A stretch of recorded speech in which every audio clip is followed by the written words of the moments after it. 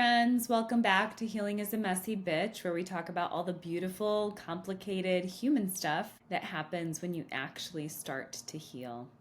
Today we're getting into something every therapist knows in theory, but very few people think about or talk about in practice. It's not the technique that heals people, it's the relationship. Yep, I said it. All those fancy acronyms, EMDR, EFT, CAP, IFS, they're all amazing tools, but they only work inside a safe, living, breathing relationship. So today we're diving into what it means to be a healing container. That space between therapist and client where the real transformation happens. So let's start with presence. You have 100 certifications, but if you're anxious, distracted, or emotionally checked out, your client feels it. But here's the science. Our nervous systems talk to each other. When I, as a therapist, am grounded, calmed, your nervous system borrows that regulation.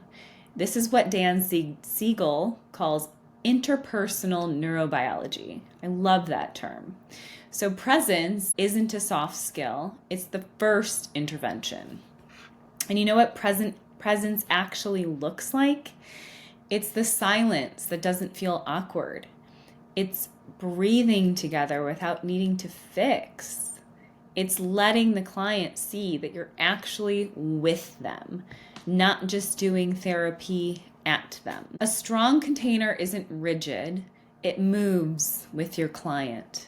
Attunement means tracking what's happening, movement to movement. When the client starts to dissociate, you slow down. When they're ready to go deeper, you lean in. When one modality stops working, you switch lanes.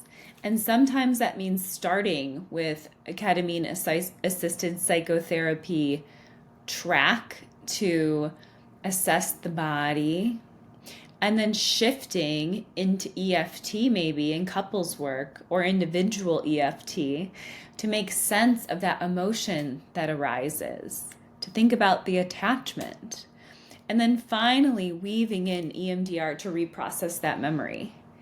It's like jazz. You know the notes, but you're improvising based on what's emerging. Rigid therapy isn't about control. Attuned therapy is about connection. Here's the paradox of trauma work. Healing asks people to hold opposites: grief and desire, terror and longing, pain and pleasure. And our job as therapists is to help clients tolerate both without collapsing into either. And that's where attachment theory meets embodied work, where we stay with the both and. Because integration isn't about erasing pain, it's about letting pain and joy coexist in the same body. That's wholeness. And when you can say, I'm hurting, but I also feel safe, or I'm scared, but I'm still here, that's healing. Let me tell you another story about Rachel. In an EMDR session, Rachel suddenly dissociated. I could see it, eyes glazed over, body kind of frozen. Now, as an inexperienced therapist might have pushed through that. Let's finish this. Let's get her through. Her therapist didn't. She paused the bilateral stimulation, softened her voice, invited grounding, used grounding touch because we had consented to touch beforehand. And then she shifted into an EFT frame from EMDR, helping Rachel find the words, I feel small and unsafe. And that simple intervention brought Rachel back into her window of tolerance, not re-traumatization. No forcing, just safety. And that's what it means to be a healing container. You hold the process, you're flexible about it, you don't control it. And here's the part that nobody likes to talk about. You can't hold someone's storm if you're drowning in your own. Therapists need supervision. Therapists need therapy. Therapists need self-care. Therapists need boundaries, because presence is contagious and also burnout is. You can't fake regulation. You have to practice it yourself.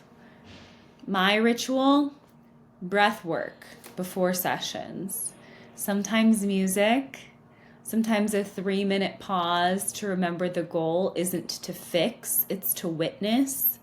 My self-care is hard when I'm not in session. I make sure I go to bed early. I wake up early and I work out. I watch my nutrition so I'm feeding myself properly. I make sure that I turn off work and I spend time with my people that I love, my friends and family. And that makes me a better therapist. Heck, it also makes me a better partner and a better mom and maybe even a better friend. So let's distill it down. Your presence is the intervention. Before you reach for a tool, reach for yourself. Regulation is contagious. Clients don't learn calm from lectures, from psychoeducation. They learn it from you. And flexibility keeps it client-centered. We have protocols. They're maps, not prisons. And as for clients watching, you can tell when your therapist is truly with you. That feeling of being seen and not judged, that is therapy gold. Healing is not just about techniques, it's about relationship. It's what happens in that sacred space between you and the person that's holding your story. So whether you're a therapist or a client, remember this. Safety isn't created by worksheets or timelines. It's created by presence. I'm Amy Wilhelmi. This is Healing is a Messy Bitch. And if this episode resonated with you, subscribe, share it with a colleague, or tag a therapist who gets it, or maybe is burnt out and needs to hear this message. And remember, healing is messy. We need all of you healers. It's okay. You're human too. And with the right container that we can co-create, it's really beautiful. Follow me at amywilhelmi.com.